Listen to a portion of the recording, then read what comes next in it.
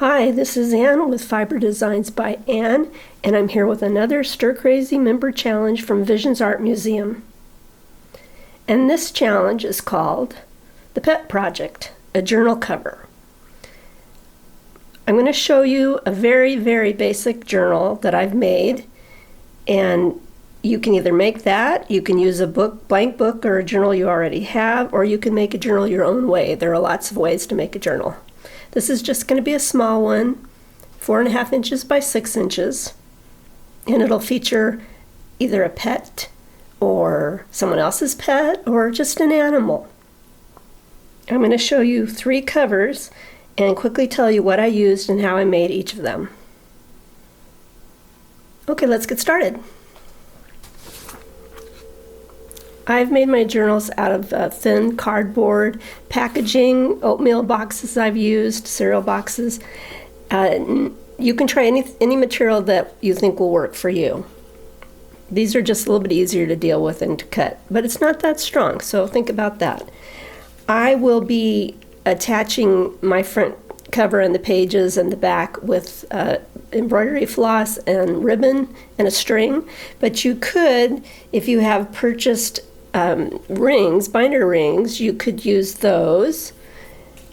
You'd probably have to make the holes a bigger size.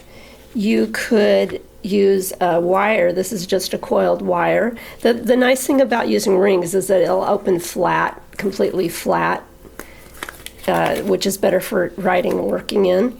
But you could use a paper clip, and that's how I made those rings, or you could just use a wire and do a spiral through them, and then it'll lay flat too if you do it the right size.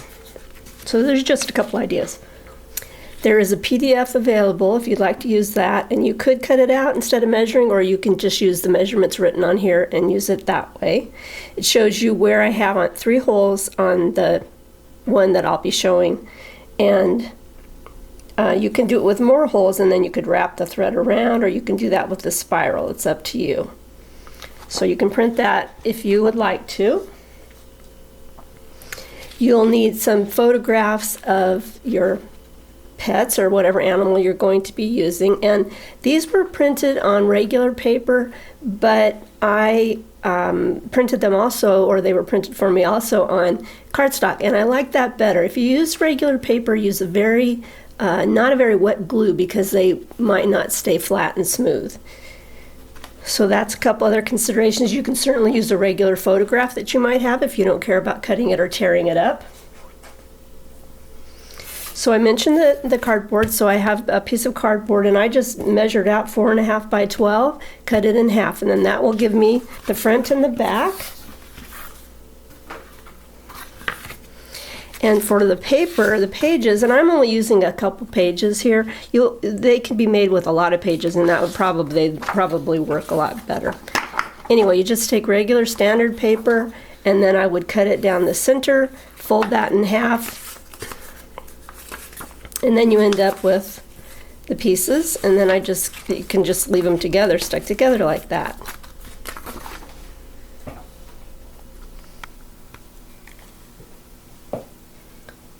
So I am going to use a ruler, and I know that my holes are 1 inch in, 1.25 inches, and 1 inch in from the other side. So you could just use this and eyeball it, but I'm going to go ahead and use my ruler. And I know there's a lot of glare here, see if I can avoid that. You could also use a marker instead of just poking the holes, but I'm going to poke the holes. But first, before I do that, I'm going to make sure I'm on something else so that I don't poke a hole into my mat. And I'm going to lay my ruler on there. And I have it, again, you can decide to do this any old way you want, but I have it a 1/2 inch from the top edge, and my holes are, as I said, 1 inch in from one side, and 1 inch in from the other side, and then between those two it's 1.25 inches. So those are my 3 holes.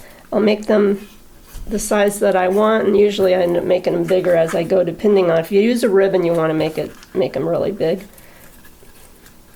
And then I'll use that same to line up for the front and the back.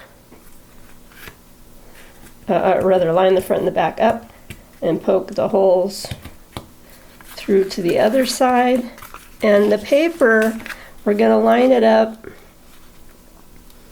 not all the way to the top. We're going to line it up down about a scant 1/4 inch is probably good. And then just sort of space it on all the sides the best you can. And you can clamp it at this point, which would probably be a good idea with a clip or something, because then it will hold, but I live dangerously.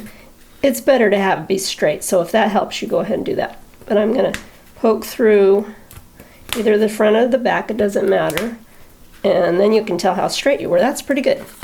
So those will be ready to go in. I'm going to put the pages aside for now. Now, if I'm covering with fabric, on the PDF, it says to add 3/4 of an inch around the outside. That would be this part, but a 1/2 inch will really work. So just do it either way you want. And I'll just make sure that I have it larger than this cover, and the back would be the same way. And if I'm using fabric, I can either cut off the corner or I can bring the corner in. I would glue it a little bit there, bring it in, and then fold this way and fold this way. And you can make, if you don't pull it too tight, don't pull the corner down too tight, you can make a pretty nice miter. I made mine sort of rushed and I didn't get such a nice miter, but you can see that if you don't tug the corner down too much, and it'll make a really nice miter. And then you'll be able to glue that all down on all sides. And once that's glued down, you have your other piece, and it says what to cut this on the PDF, and you're going to glue that right inside on top of the front being that has been brought to the inside. If you're using paper, if you're using a piece of paper, just pretend this covers the whole thing like the fabric did. I like to bring this down, and then I push this here up against the edge because it brings this side over just a little bit. Then when I bring it up, that piece is folded so it doesn't show on the other side. So that's a good way to do a paper corner. So with paper, I would come down either on the top or the bottom and then the side and just glue it. And don't have to worry about a miter, it's just a butted corner on that one. Okay, so let's talk about the journals. This is Misha. And she was made with tea bags string, regular old-fashioned, well, I guess they still make them, photo corners, and then the picture, which I said was printed on cardstock. And I took a marker and just darkened the edge where I had cut it because it was so white. Then the inside is a wadded up brown paper bag that I flattened, and this was a box, and you could see the print of the box through, so I did paint it with a black paint or gesso, I think, and covered it with glue, loving all those wrinkles, the texture. And then the back is paper towel that I use to wipe up or have under me when I'm painting my fabric. And then I took a marker and just put some dots on it. It's tied with some more of the tea string. I knotted shorter pieces together and made the holes a little bigger. And then the inside, I just cut, and these are actually patchwork. I tore up some of the paper towel so that I could just model it in there. And so that's my Misha piece. This is Maddie dog, and she's fabric with a little embroidery floss, and the bones and the paw pads are just plain old permanent black marker that I drew on the fabric with. The inside is just a complementary fabric. And then I had this was my test piece, and I went ahead and just cut it out with my hand pinking shears and heat and fused it on there. And then I have a little bone paper clip that's so cute. And so that's the Maddie piece. My daughter drew this picture digitally. Maddie was laying at the top of the stairs, and so that's why everything's flopped over on her face. And the last piece is Kai and Kona, and Kona's actually 17 now, and she's in this room, so if she wakes up, you're going to hear from her.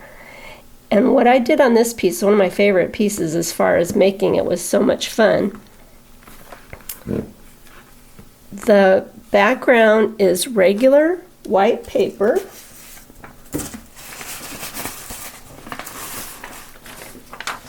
I took some leaves from my garden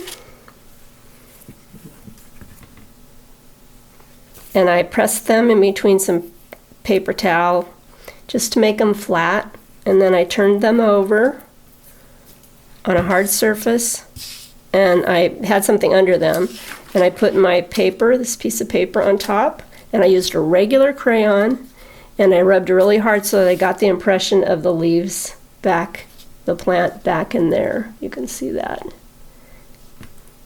Then I took another color crayon and I just went on the leaves a little bit just to give them a little extra interest.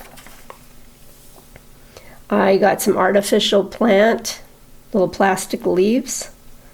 For the flowers, I took a piece of tissue, just regular tissue paper, like gift wrap tissue type paper, and a marker, permanent marker, and I just drug be sure you're on a surface that can be marked on, because you don't want to get that on a good surface, and I just ran the marker across the edge.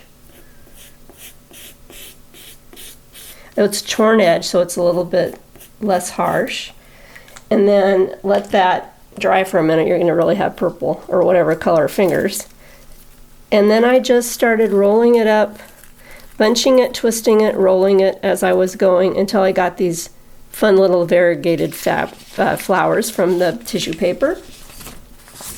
And then I did the same thing with, I had white ribbon, but I didn't have ribbon that I liked that kind of coordinated with the kitty bed, so I got white ribbon and that same marker, and I just ran my marker across the ribbon. That I would heat set with the iron, or wait maybe a day for it to dry, because it definitely will smear around on your hands and then maybe on your work, and you don't want that to happen. Then I used that ribbon and had to make bigger holes, and I went in and out a few times. I'll show you how I do that. And back and forth so it would be really secure. I bend these up a little on the front so that they open more. The more you use them, they'll open more too. And then again, as many papers as you want. The inside on this one is a piece of paper that I gel printed. That's on the front cover, and then on the back I just use regular colored paper. It's like regular printer paper. It's not construction paper. It's just regular printed paper. And then I cut the zigzag. I did the box corners, butted corners, and then I just cut this out with pink. I used rotary cutter pinking shears, but you can use hand pinking shears if you like.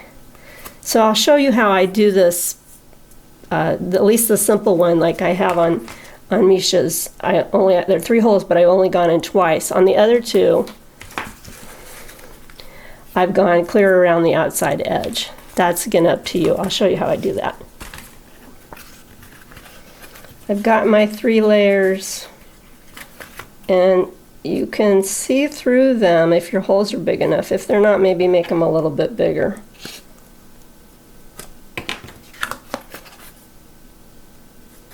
You can pinch a clip on it and then layer the next layer up, and I can see through those, so I know I'm pretty close.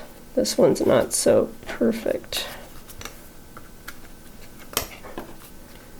Then I'm going to clamp that on the side and then put this clamp on the side as well. I can see light through all my holes, so I know that I'm good. Might make them a little bigger, line it up.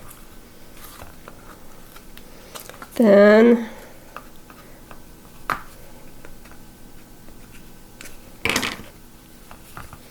I start in the center, and if you want it tied on the front, start on the front. If you want the tie to be, so on this one the tie is on the front, so I started on the front. On this one it's on the back, so I started going through on the back. So I'm going to go through, and I'm going to leave a tail that I can tie. If I'm doing the where it goes all the way around on the sides, then I'm going to pull this and leave it about even. But I'm going to just do this the three for now. So I'll just go through to the other side, and then I'll go to either side, and it doesn't matter which side you go.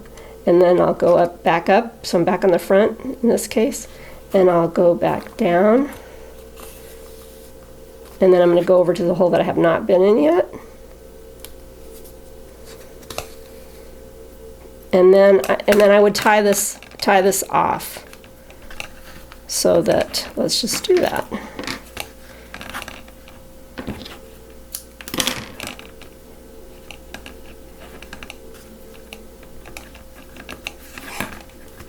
Bring the knot over to that center.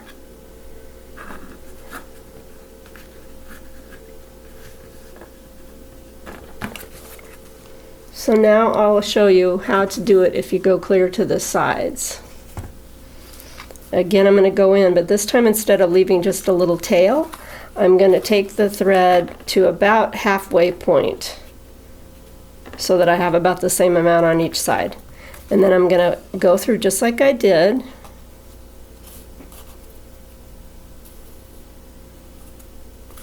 And then I'm going to go around the outside edge and back through the hole that I just came through. There's different ways you can do this. Sometimes I go to the middle. It just depends.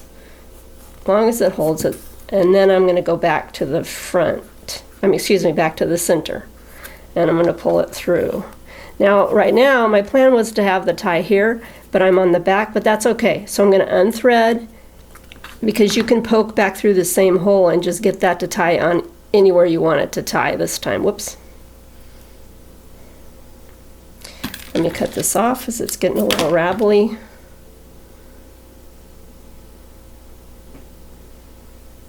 Then I'm going to do what I did before. So I'm going in the hole that I haven't gone in, and I'm going to come around the outside and go back through that hole.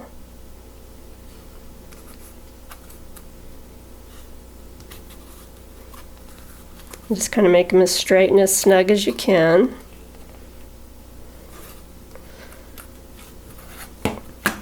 So I can tie this off, and now that's the back. That's not where I thought I wanted my tie. But I could tie it off and that'd be just fine. Or I can go ahead and poke this through here and bring it back to the front where I initially wanted it. And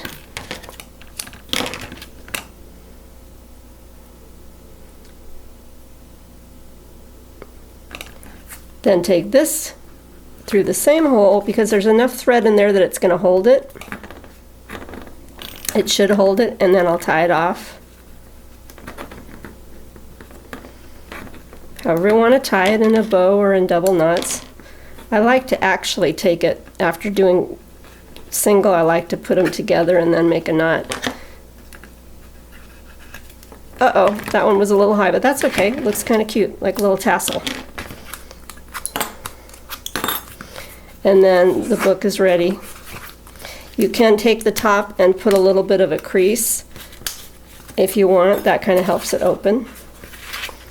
So that's how I do the different stitching. I hope you'll give this challenge a try. And if you do, be sure and take pictures, post them on Facebook and Instagram using the hashtag StirCrazyVAM and hashtag VAMPetProject. Thanks for watching.